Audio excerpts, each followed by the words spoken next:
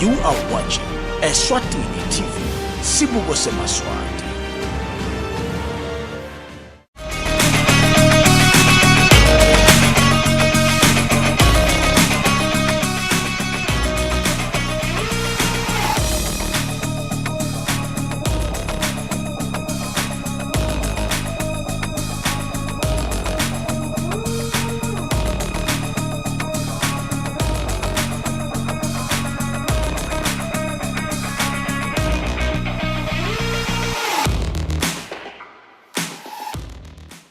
Hello and welcome, and we are live on Monday, the 20th of July, the year is 2020. And of course, for joining us, thank you very much.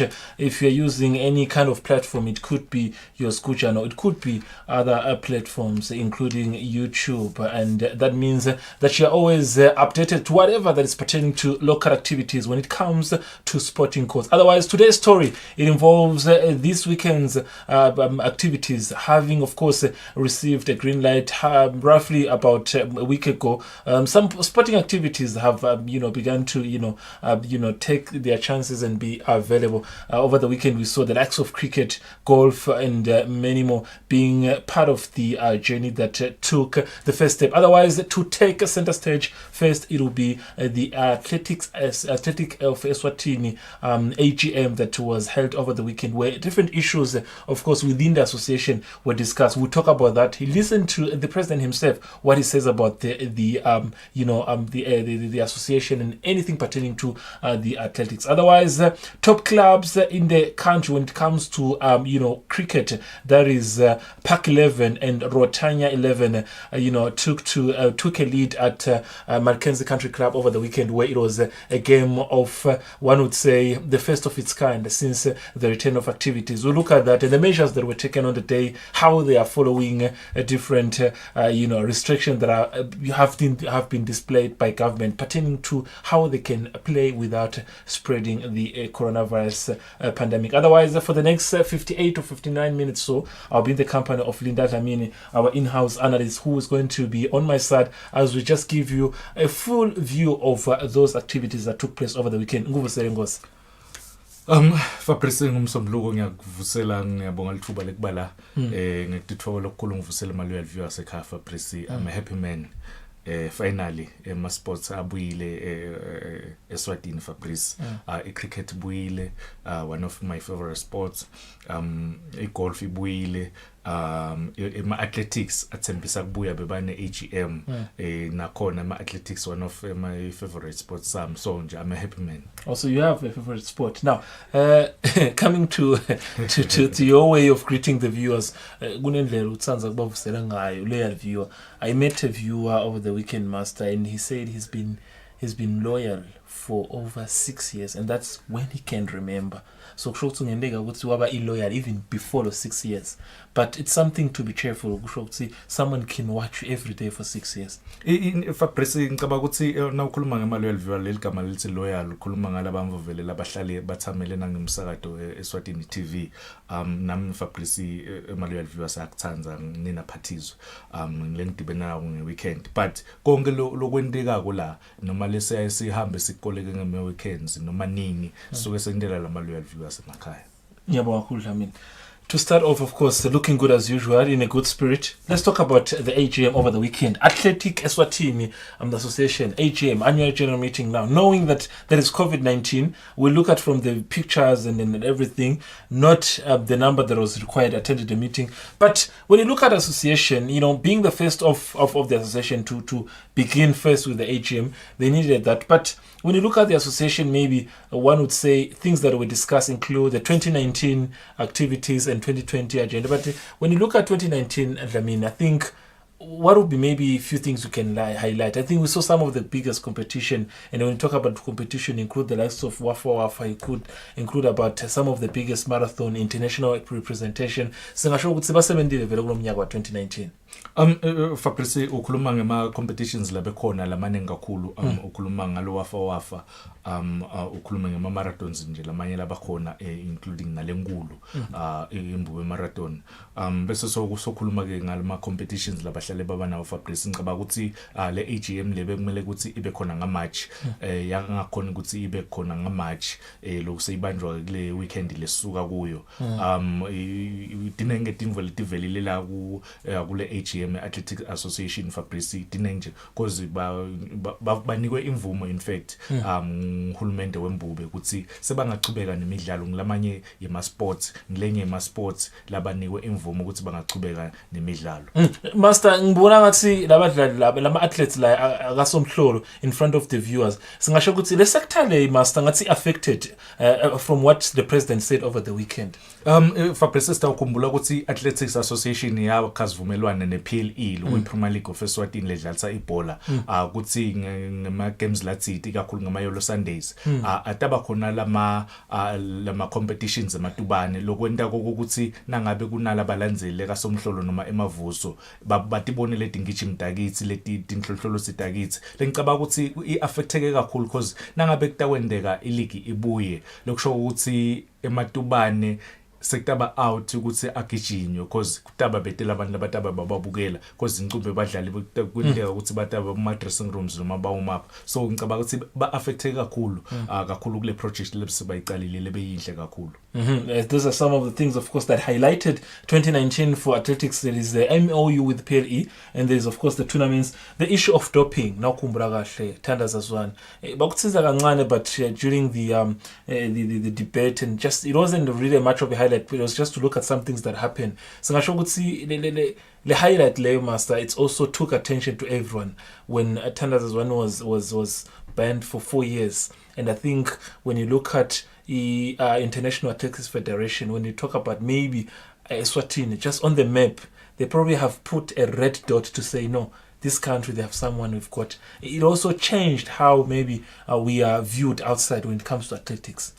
Fabrice in fact mhlambe labanenge ama-loyal viewers asakhumbula ukuthi ngijima lakhaya Thandazazwane yaba suspended yasuspendwa ngiyo inhlangano lebuke ngijima lemhlabeni ngicaba ukuthi lokusebenzisa tinva leti tabenwa Athletics Association but kusebenzisa tinvo ungati lo sitabhenwa hayi ukuthi mhlawumbe utsebenzise ngenhloso yakuthi ufuna tick booster kunalabanye ugcinele labanye akhona amajuice lo wanathi uthola ukuthi le Athletics Association yawabhenisha uthola ukuthi ngala ibholeni avumelekile yes kwendeka ke Thandazazwane ngijima lakha lesibonile yahamba na Botswana afike ya dominate yahamba na South Africa afike ya dominate yasesi yabhenishwa ke itholakale isebenzisa leyo substance leyo liyabhenishwa. Nasibuya kancane kula Thithombele Thomas. I think another thing one would highlight is that a school sports association has a key role to play in terms of collecting or choosing athletes to cause in terms of the group of athletes we have, majority of them bakirwa in terms of school competitions. I think they play a huge role. Now school competitions, whenever there is athletics, there is always an element of saying someone can be chosen to be part of a crew that has been you dominating. So they play a huge role when it comes to supporting athletes. Fabrice ngicabanga ukuthi vele ukhuluma ngama top athletes la vele latikolweni sikhuluma ngaye na Thandazazwane afunza khona St Christophers wavela khona lapho sikhuluma ngaSibusiso Swazibolt afunza khona eMhubhe eStegi wavela khona lapho sikhuluma ngabo Sebenele bafunza khona emazini Central sikhuluma ngabo Mlandvo bonke labamlabo bavele latikolweni sibobone basagijima latikolweni yasese bathatha ke imanzini Athletics Club lengicaba ukuthi vele idlala inzima lenkulu kakhulu i-schools competition because ngila kuvela khona lama talent abamanje bavele out of nowhere mhlambe 1 or 2 even naye Phumlile Nzinisa naye bekafunza khona emanzini Central wavela khona esikolweni wasuyahamba uye eMauritius wasesoye eSouth Africa ngicabanga ukuthi badlala inzima lenkulu kakhulu Fabrice. There you have it. And of course, during the annual general meeting, which is the AGM, of course, there was a lot of things that were debated on the day pertaining to where heading from here with, of course, the association. Now, Zakari Dlamini, the Athletics Association president, had a lot to say over the weekend during the AGM, of course, pertaining to where they are currently as an association, where they are heading, what they are trying to achieve as an association. This is Zakari Dlamini addressing members of the association, clubs, and whoever attended the meeting over the weekend, Saturday in Manzini. Listen to him. Road running competitions will continue to be suspended as the risks associated with the start and finish, as well as water points, remain one of our biggest challenges. Track and field competitions will continue under strict conditions, with the main event being the National Championships in October on a date still to be confirmed, subject to availability of stadium. If all goes according to our plans, we will have 2 build-up competitions. And due to the pandemic, it is unfortunate that our national championships will feature limited events. Guidelines and safety measures for the competitions have been prepared by our Technical and Development Committee in consultation with our Medical Commission. Our Administration Office will publish the guidelines for ease of reference and compliance. Clubs are encouraged to remain active as individual training is still permitted. Coaches should continue to provide assistance to the athletes. The Regional Youth Development and Talent Identification Program will also be toned down, and it is with regret to inform you that we have cancelled this year's regional competitions. However, the TDC will conduct workshops for the already trained coaches and technical officials to prepare for next year under the new normal, and the Medical Commission will ensure that all health precautions are upheld. The board will review the current AE plan to cater for changes emanating from the World Athletics Strategy and the changing landscape being presented by COVID-19. These may entail using new online platforms such as Zoom, which we all need to be accustomed to under the new normal. Ladies and gentlemen, mine is not a report as the Chief Operations Officer will address you and give a full report of what transpired in the year 2019. However, I do want to highlight very briefly what we have managed to achieve as your humble servant. 2019 was about laying a foundation and putting in place structures that would allow the association to move forward. In this endeavor, we have managed to achieve the following. We're able to present a repealed constitution as mandated by the membership. Operational policies, that is the finance, athlete registration, national team selection, road running and track and field rules and manuals.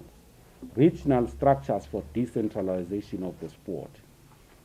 And we are also able to enter into a memorandum of understanding with the Premier League of Eswatini.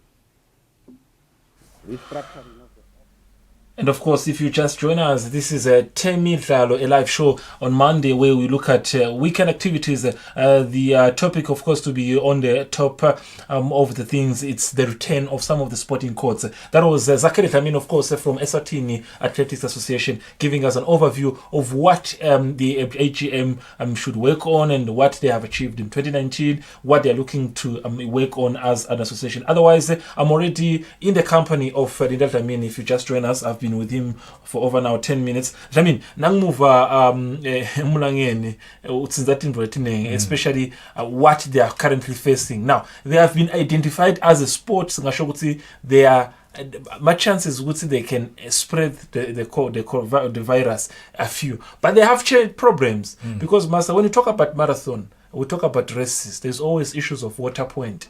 And I think he mentioned that that's an issue because now if you talk about water point, there is that issue where now when athlete is passing by, ugcina sinzile laba kuma water point noma le ngivara ayisebenzisa yabona there is that contact they think maybe it can be a problem.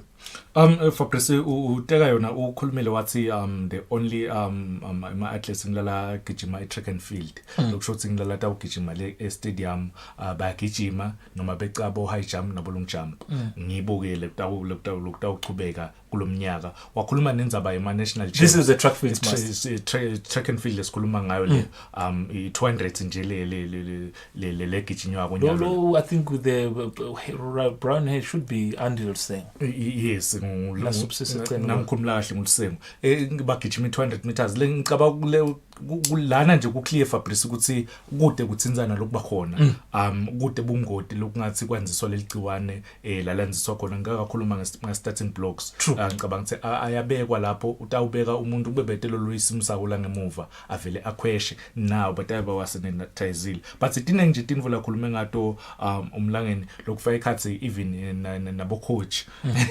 ngicabanga ukuthi isayinze kakhulu inzima lekumele ukuthi bayidlale Fabrice ngala kubo coach lelitiko labo coach because nawubuka ukuthi the most qualified ngumuzi Mabuza lo manzini athletics nakhona ngicabanga ukuthi Fabrice naye ngeke ngasho phambilini ngathi muze Mabuza udlala inzima lenkulu kakhulu lama athletes ongelele ngwabalile ukhuluma ngabo Sibusiso Swazi Bolt ukhulume ngabo Thandazo ukhulume ngabo Sebenele ukhulume ngabo Phumlile bonke bachamuka kumuzi Mabuza lapha kamanzini emavuso trade fair laba cicishela khona lekudzinga ukuthi nyalo kuze leti ngijimleti titawukhona ukuthi tifike ku level lengetulu bonke labo coaches sebafike phela la ku level 2 wakhe muzi Mabuza. And of course these are some of the athletes and we're talking about this event and I think when you look at now the spirit when they are running their ransom Floro Mavuso when the fans are saying go that's what athletes want to hear but now if you can conduct this without players then it's a problem that we have already touched on. There's also the issue of trying to ensure that Lama clubs are always active.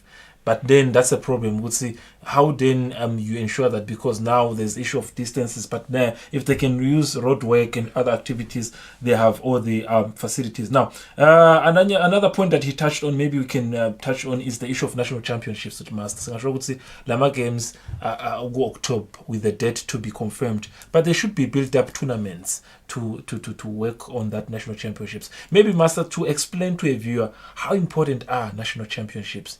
And maybe those who outshine others, what do they gain by going ahead, maybe to represent the country? Fabrice now ukhuluma ngama national championships national champs but ngithingichini but atibita kanjalo yes ngicabanga ukuthi lena is the biggest event lebakhona ku Athletics Association calendar yabo lele kokati ngijimi laba winako lapha onke lama categories babese bahamba bawumelela live nangabe kutaba nama Olympics kusuke kuma national champs khethwe lapho ngikhuluma ngama regional tournaments noma akuphi nje ngibo lama national champs lokho kwabo 100 meters sibonile Swazi Bolt I dominator kanenge 400 Thandaza unfortunately ususpended but nguye ingijimi lecishe beyisasimelele kahle ku 400 Andy Lilson is coming up okay he's a young boy but every tournament lele ngibukele kuyo ngicabanga ukuthi utakahle kakhulu so lama national champs ushilo ke yena president ukuthi ataba ngo-October i-date setawu confirm but vele siyathi ukuthi before ama national champs kusuke sekukhona lama tournaments lama build up tournaments lendiwako abe ngu2 esikhathini lesiningi sikhathi leke na this time around ukuthi at least abe mabili. And of course another issue that where the kingdom of Eswatini largely they want to hear is issue of development. Nangbuga Master, these guys from what I'm seeing they have a long way to go what Subsiso Swaziport has gone through. When you look at these guys on the screen, the issue of gold medal, we're still struggling to go outside there and get a medal, and I think that's new level efuna maswata funa kuva ukuthi kutawendiwana kukhulunyiwe ukuthi safuna ukuqala development program ekuba ukuthi from the age of 9 one can start being built to produce a gold medalist. But can we at this point in time, I'm not trying to say you are going to judge the current athletes we have, but what are the channels Master singasebenzisa lama channels lesingasebenzisa ukuthi vele sigcine sitholele le gold medal? Do we need specific training for the athletes? Do we need to take them for clubs in South Africa? Do we need maybe to just make them full-time athletes? Because now another problem we have is that some of the athletes are employed somewhere part-time or full-time. Then athletics is a part-time. How do we work on this for us to get a gold medal? Bengizama kulandzela ma-career lama athletes lende kahle emhlabeni Fabrice. eSouth Africa ukhuluma nge-record holder emhlabeni ku-400 meters Van Niekerk. I-competition yakhe ekuqala noma i-biggest competition yakhe ekuqala bakuma zone 5 games ala kangwane ngeminyaka 2010 lapha emavuso. Ngathi nangimbukela lo ngathi mina angimboni afika kule level yasemhlabeni ledzingeka emhlabeni, but he went on to become one of the greats emhlabeni. Unyalo sikhuluma ukuthi nguye lona le record leyo. But into leyenda ukuthi wahamba wafuna coach wakhe una over 70 years lo make lo coach ama athletes, the best athletes emhlabeni. Wahamba wafuna coach lo tam understand eti wakufuna coach lo tam understand wahamba wafuna tindvo wabuta coach ukuthi ngenda ini kuze ngido improve naku nanaku ema athletes kudzinga ukuthi ate ukuthi ugude kuphi nangabe ugijima 400 noma 200 ugude ebending noma ugude ku straight. Once wa understand lokho athletes kudzinga ukuthi lama athletes ethu ukhulumile nje president wakhuluma ngokuthi batawuqala nyalo ba introduce a program yabo 9-year-old. Ngicabanga ukuthi letinvo leto kudzinga ukuthi nalama 9-year-olds bawanakekele kahle lapha kumathimini kube nabo development coach. Angeke lo coacha the senior team aphenza coach ku development. Ngicabanga ukuthi if tingahanjiswa tonke leti tebhisi leto khona la singafika khona. There you have it. That is Lindalamin, of course. So when he's in the studio, he gives you everything you want to know about the sporting activities, athletics in this specific course. And of course, at the end of the meeting, of course, a budget of over $1 million, as we speak, under review, was tabled, of course, by the board of the Athletics Association, looking at the ins and outs, where the board requested to the members that they should at least allow them that some of the issues pertaining to get all the requirements to fight against the COVID-19 pandemic should also, the budget should be included in doing all those things. And then, of course, members of the association ended up approving that request. Otherwise, it was a lovely meeting. It was, of course, a productive one. Now, for those who know that sporting activities have returned, that was athletics. That's not only a sporting activity that was active over the weekend. Golf is another sporting activities that was in action when we had our senior crews and the reporters around the country at Ngonyene and Babane Club. They did manage to cover a few things. But before we get to golf, these are some of the highlights of the things that return over the weekend. Take a look at this insert.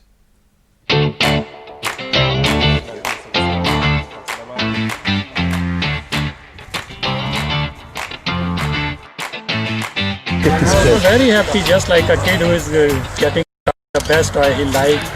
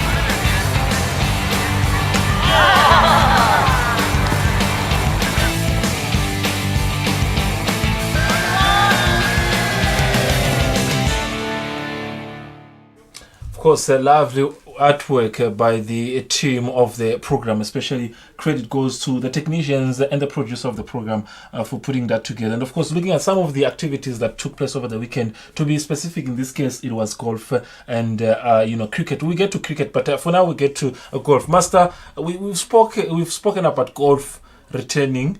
And there were activities over the weekend. Ngonyeni and Babane Club, we get into that. But the quick action, they were given a permission to start on Monday. On Saturday, they were on the course. That's how hungry they were.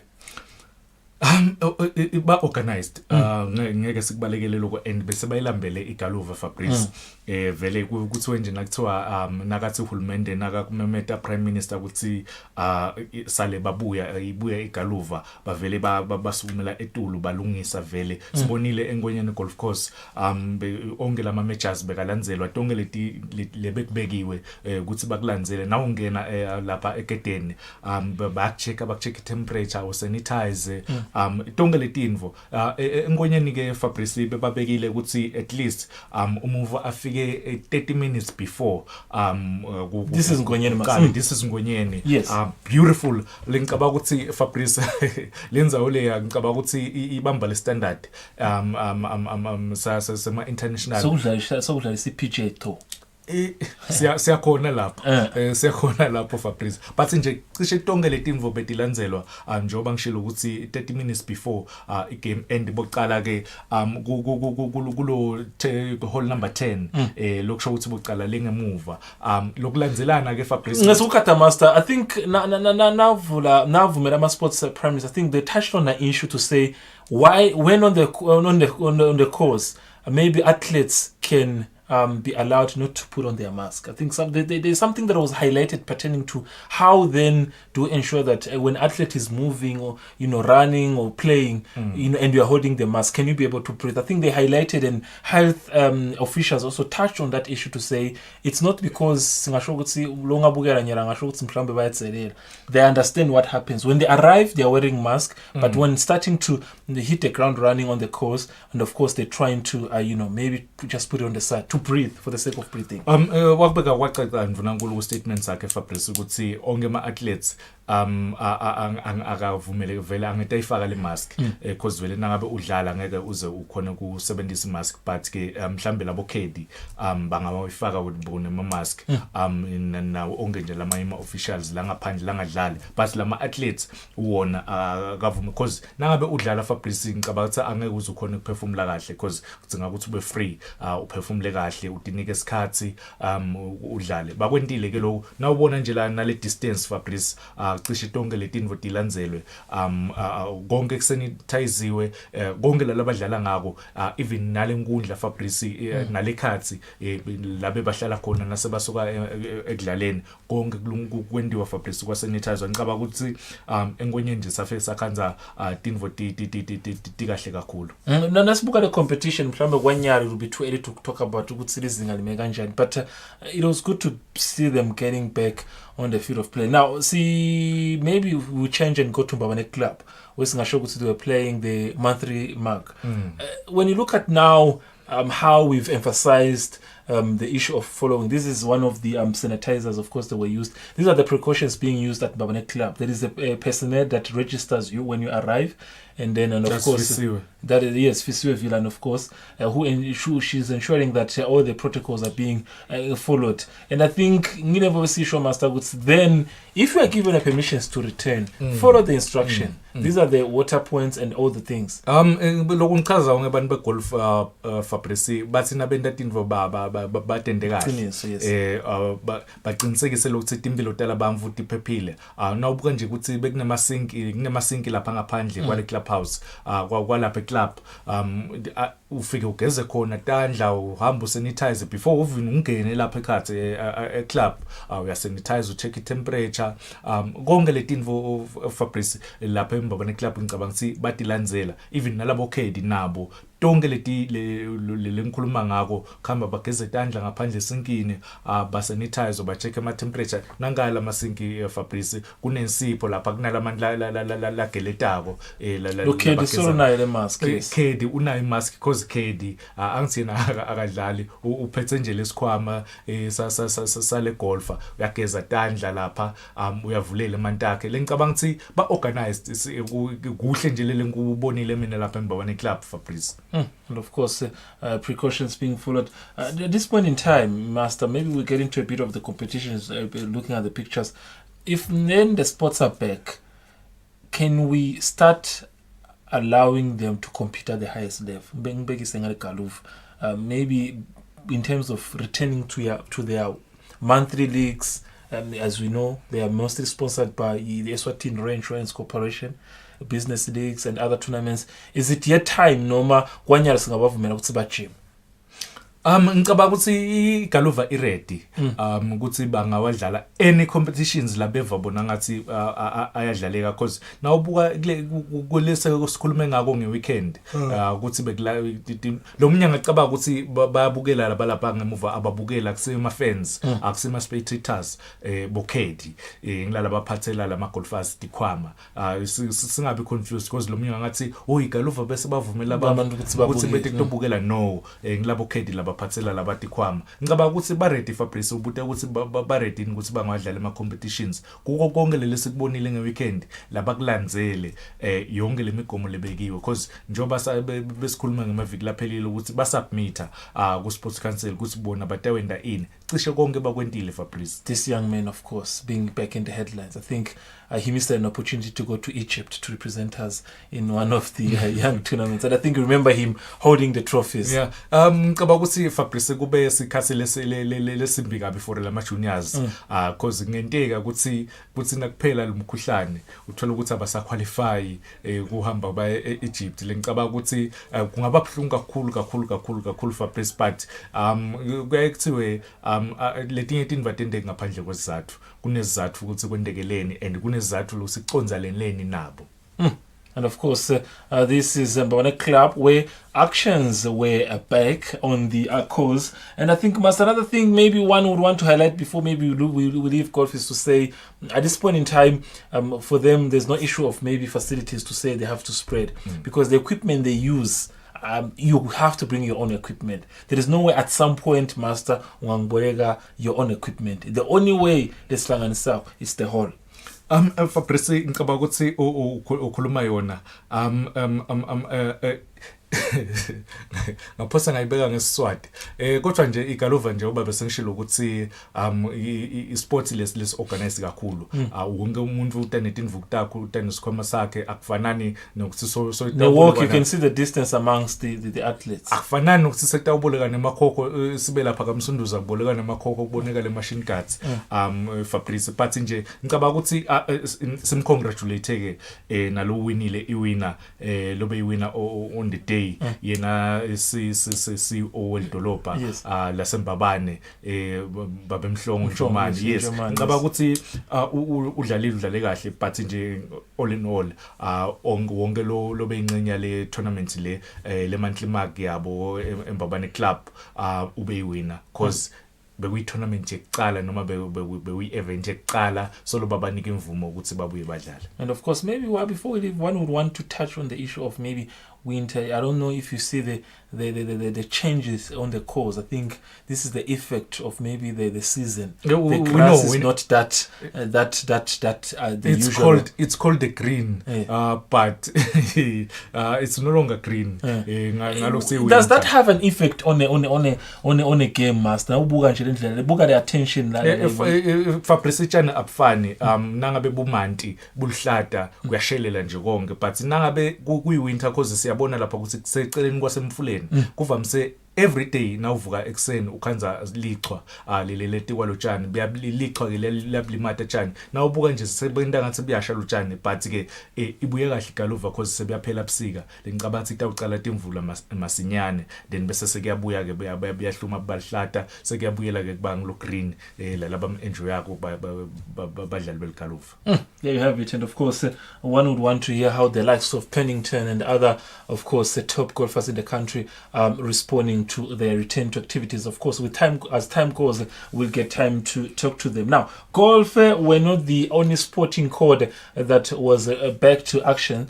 Cricket, as we speak, of course, had a big Sunday, one would say a big Sunday, where top clubs were involved in actions. That is Park 11 and Rotanya 11. Some of the clubs within the cricket league locally. Park 11 are the defending champions of last year's edition. But before we get to that, we still looking at the fact that Master all of them were looking at if they are following restriction. This is Marken's Country Club where the game was held. These are the restriction. That athlete is arriving. Vice President Dennis Madinga is taking the temperature.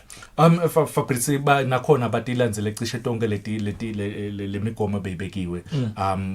Ba check ama temperature, ba sanitizer, konke nje ama mask afakiwe Fabrice and isikhumbule lokuthi bebadlalela eMalkens Country Club lapho khona vele kuyindzawo yokuthi bamvu bahambe bayodidlela bayothola lokudliwa khona.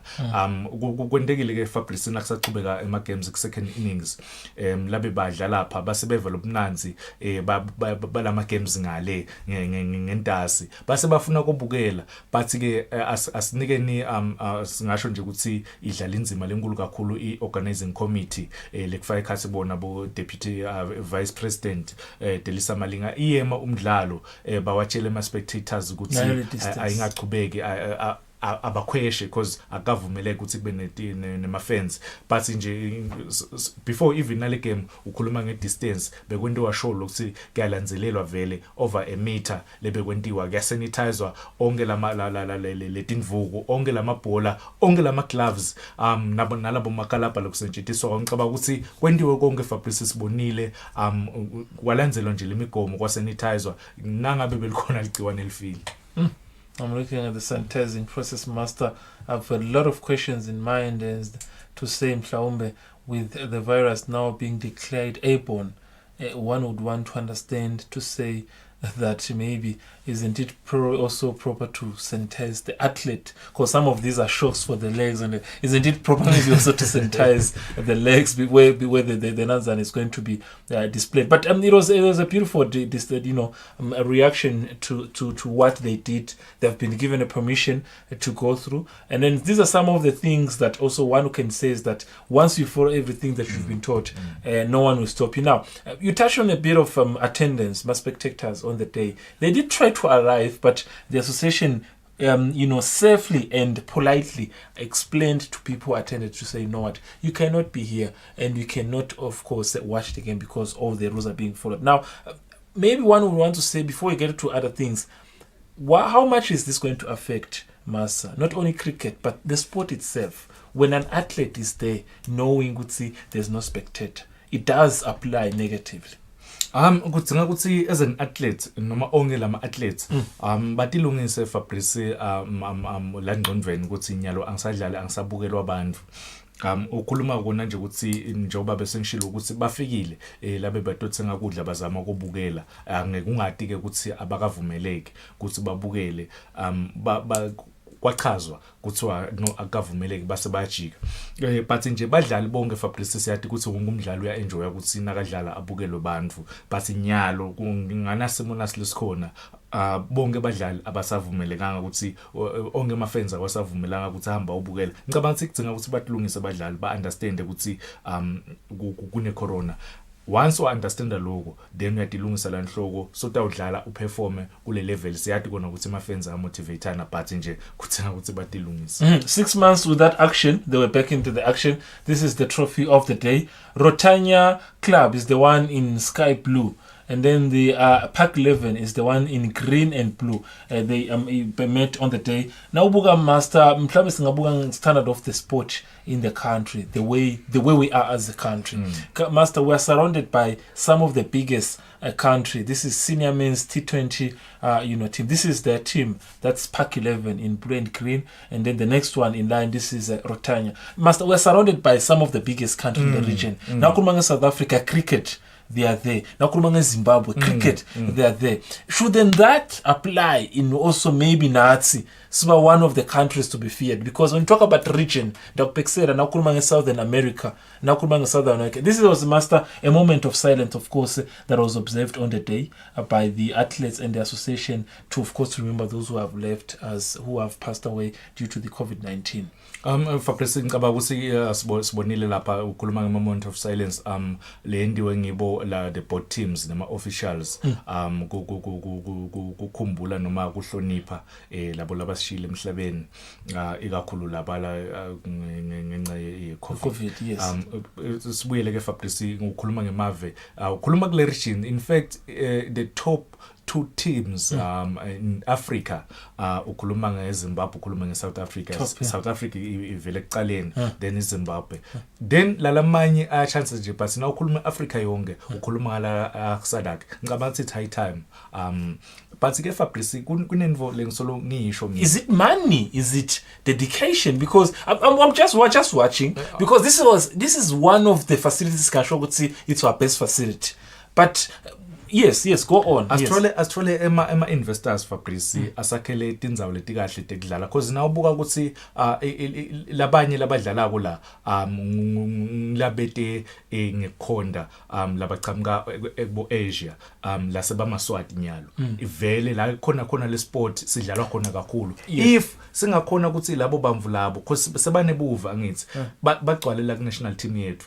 akunanzaba lokuthi umhlophe noma umnyama, of which it's a problem currently in South Africa. It has inzaba racism ihamba etulukani ngesikhathi kudijenwe kuhlangene ngengasho ngalinye la ngathi one of the best bowlers South Africa has ever seen, Makhaya Ntini, umnyama ngelibala. So akunenzaba ukuthi ukanjani. If singakhona ukuthi sihlangane thine uqhamuke Pakistan, uqhamuke India, uqhamuka kuphi, but naso la Eswatini, so Luswati ngicabanga ukuthi if kungahlangana lokho sakhe national team leqinile, but iqala kule league inqumbi yabo labahlala manzini embabane ngicabanga ukuthi adibene ke lama ecembu Fabrice. The highlights on the day, master, the best bowlers, best batsmen, and of course the most valuable players. Fabrice kwecala mase ukuthi lena bekuyi T20 league. Nasikhuluma nge-T20 sikhuluma ngemidlalo we-cricket lona 20 overs lokusho ukuthi una 120 wamabhola ilajikwako. Nangikhuluma nge-over, i-over inye ina 6 wamabhola. Lokusho ukuthi ungadivide ke 120 divide ku-20 utawuphuma lo 6. Lengicabanga ukuthi labathanza i-cricket baya-understanda lokho. Adlalile ke lamaqembu. Nawubuka nje lapha ukuthi lapha la kunama brackets khona nge-20 overs. Lokusho ukuthi both teams bafikile 20 overs. Yawina ke yona i-Park 11 181. Lo stroke 7 shothi kuphume 7 noma wickets ku Park 11, but ku Rotanya kuphume 8 noma wickets. Yasiyawina ke yona iPark 11 nga 57 runs. Of course, we're still looking at the results. I would request that don't remove results. Nangibuka ama results, master, at your maybe through experience, you as an analyst lo bukela kakhulu cricket, when you look at international games, utsina ama results uyabona futhi bomdlalo njani. This is the final in a local league. Ubukela ama results la njani. Usho kuthini kule league yethu na le standard sa sport? Siyakhula Fabrice, because now ubuka ukuthi now utawukhona kukora ema-runs lang 181 ku 120 amabhola lokusho ukuthi ukore ngetulu uyabona le run rate kusho ukuthi cishe iyakhula kancane Fabrice angeke bese sesijaka kubafaka umphini ensanyeni iyakhula eminyakeni lelandzelako nje ngikadzile ukuthi sibone even nalendlela lebholwa ngayo lama bowlers bobona ukuthi lamanye awo cishe ayijwayele lento ayayithanza even nalama batsmen ke even sibona ke glass clip ubese social ama wickets la ngemuva but nje slowly but surely sawugcina sifikile Fabrice. That's of course one of the the athletes from Pack 11 expressing his tight shot there, as you can tell. That is around 4 p.m. from a game that started around 12. That's how long the game took. Captain Kaiser, this is Mustafa Kaiser, and of course in an interview highlighted how he's very excited to return. Master, you were expressing how maybe as a country we still need some support. But I'm happy, even because I think at some point, Master Skulming viewership, maybe one would start to say how they look itself. I think the teams, they look nice, representable in terms of outfits. Pack 11, if you look at them, the other ones, I think in terms of equipment, you are satisfied when you're watching them. Fabrice, ukhuluma khula sport. In South Africa, the second sport lesidlalwa kakhulu estradini cricket qala ibhola ukhanza badlala estradini but every street eSouth Africa utawukhanza noma ngabe uphethe le tennis ball but utayijika angathi udlala icricket lomnye ashaye ngicabanga ukuthi letingcomvo talabantwana bethu lesibakhulisako if singakhona ukuthi kancane sikufake lokho nakudlalwa lama games umfana nomkhanza abukela iEngland neWest Indies bedlala yona nje mina ungamthethisi miyekele umfundise le sport uzame nawe wenda ngathi uyasithanza le sport ngaleyo ndlela leyo lo mfana umchanela kancane ukuthi athanze le sport kancane nje if ema batsmen angakhona ukuthi ashaye ema foreruns ebholeni inye ngicabanga ukuthi ikhona la siya khona improvement ikhona.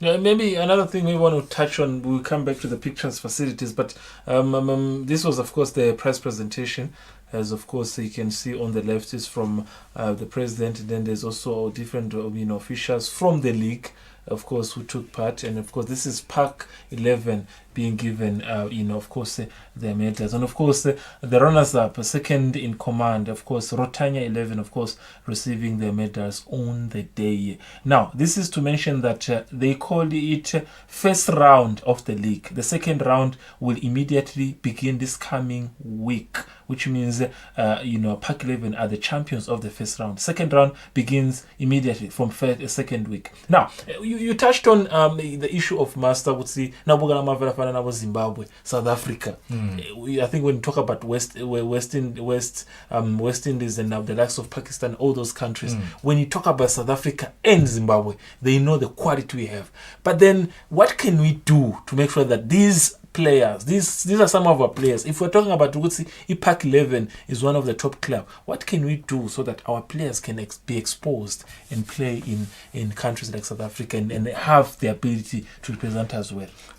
Fabrice, ngicabanga ukuthi lo kumcoka kakhulu ukuthi labo mkantshi ubovu kule game eSouth Africa sinenhlanhla ukuthi thina vele sibomakhelwana bobo South Africa if ema players la njengabo Herschel Gibbs ema license ase South Africa bomakhantini bo Grimmy Smith bangeta lakithi bawendela uma clinics bahambe bafundzisa ngema cricket including nale committee lekhona because nale committee lekhona le yabo Delisa nabo bayidlalile cricket. Ngicabanga ukuthi kukhona la singakhona if bangaba invite labo bangafuna nabo kuta because nabo khona la bangakuthola lakithi nathi khona lokuningi lesingakuthola la kubo bese kuthi sikhuluma nje ngabo MVP kuthi Rais uthole i most valuable player i-award most valuable player uyahamba uye South Africa uthola leyo sponsorship uyahamba South Africa uyohlala leyo 3 months 6 months uyajima na one of the top teams then khona la ngabuya abese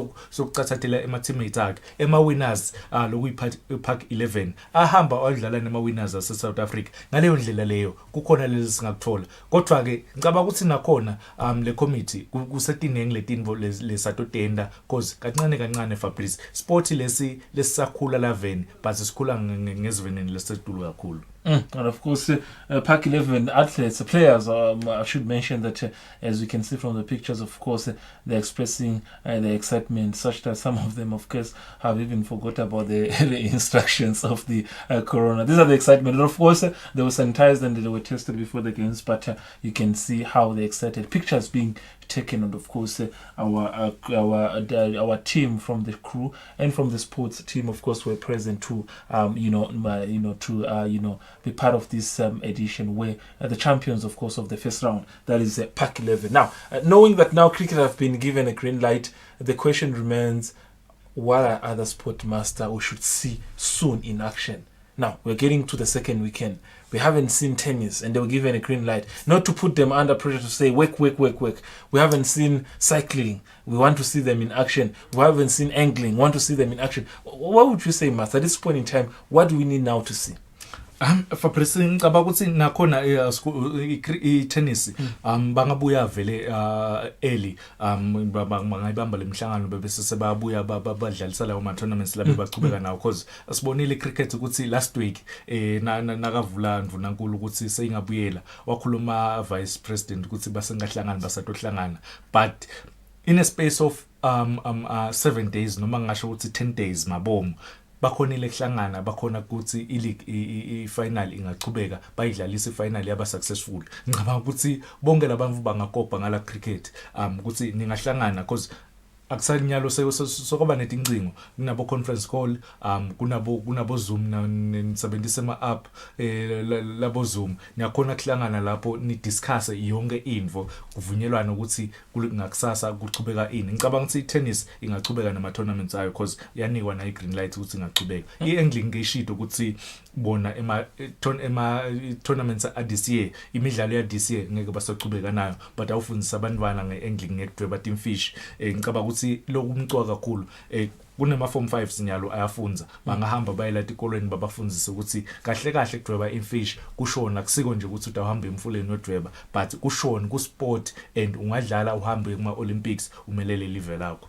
Now, of course, Eswatini TV, as you know, we took ourselves and we decided to say, you know what, we want to take you on a journey to look at some of the sporting codes that do not have that potential to spread the virus. We did that for about 3 weeks, and some of the sporting codes return. Now, what I'm about to give you, you can only get it exclusively on Eswatini TV. Some sporting code are still on suspension, but if you look at them, maybe in the last few minutes we have got now, Master, maybe they can be the second in the line to be given a permission. Quickly, Master, we're not going ahead, we're not saying anything, we're not saying a government will doing anything, we're just saying maybe when there's a second phase, these are the sporting codes we're expecting to return.